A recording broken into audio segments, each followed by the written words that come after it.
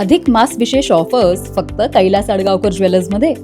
15 मे ते 15 जून दरम्यान चांदीच्या मजुरीवर 50% सूट आणि सोन्याच्या मजुरीवर 30% सूट. आजच भेट द्या Kailas अडगावकर jewellers, Datta Mandir bus stop, Nashik road. Deolali camp येथील जबरी चोरीच्या गुन्ह्यातील रेकॉर्डवरील 3 आरोपी आणि 2 विधी संघर्षित बालक. क्राईम ब्रँच युनिट 2च्या ताब्यात. याबाबत पोलिसांनी दिलेल्या माहितीनुसार 10 मे 2019 ला जबरी चोरीचा गुन्हा देवळाली कॅम्प पोलीस ठाण्यात दाखल झाला होता.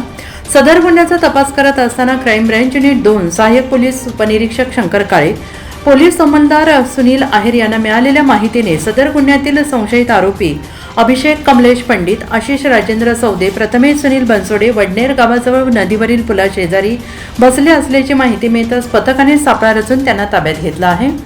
त्यांच्याकडे गुन्ह्याबाबत चौकशी केली असता त्यांनी 2 विधी संघर्षित बालकांना सोबत घेऊन हा गुन्हा केल्याची कबुली दिली.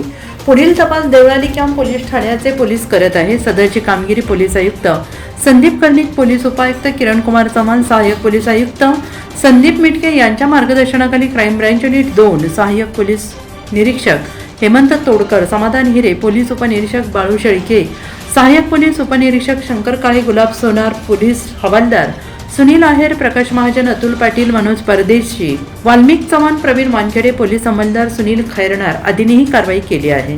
NCN न्यूजसाठी रोहन दनी, नाशिक.